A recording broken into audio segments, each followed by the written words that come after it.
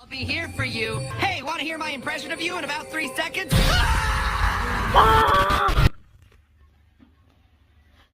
In about 3 seconds.